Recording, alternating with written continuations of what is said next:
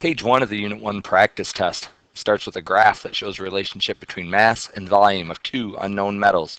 Anytime you have a graph that plots mass versus volume and mass is on the y-axis, you're really plotting density. The slope is the density. So this first one says to determine the density of each metal. Show all your work. There's two metals. There's metal A, and there's metal B.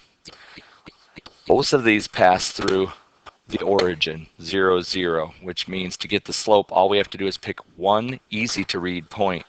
For metal A, I'm going to pick the one that seems like it's almost exactly on an intersection. Not quite.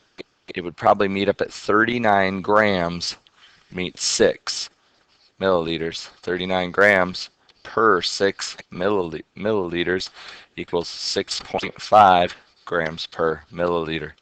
Same process for letter B. Find the easiest point. I'm going to get rid of this.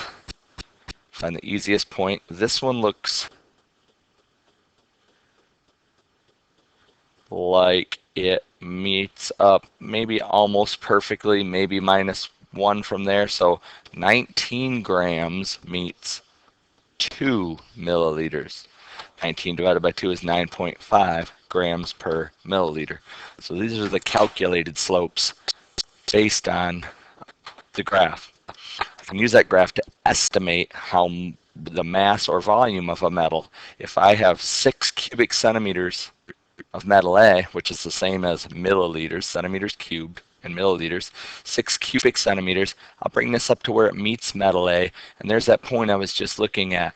It would have a mass of 39 grams. I'm marking my graph on how I found those answers.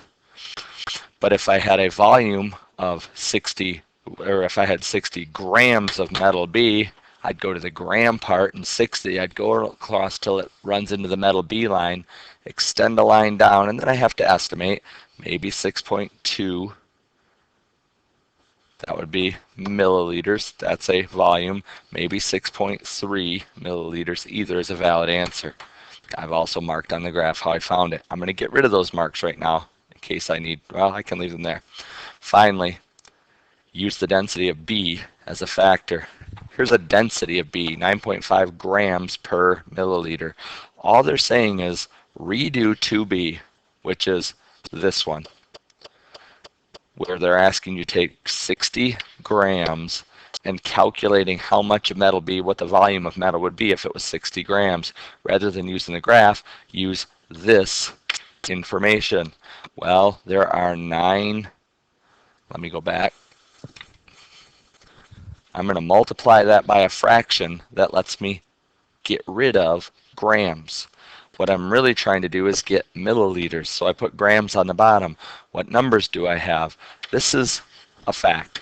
9.5 grams in every 1 milliliter. Here's another fact, which is the same. There's 1 milliliter in every 9.5 grams. Two ways of expressing the same thing.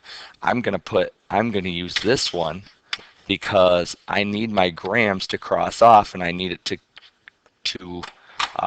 turn into milliliters. So set up this way, grams and grams cross off. It said include how the units cancel. But mathematically, I have 60 times 1 divided by 9.5, or ultimately just 60 divided by 9.5. That equals 6.3. That would be everything crossed out except milliliters, and that should match what I did here because I was just redoing this one.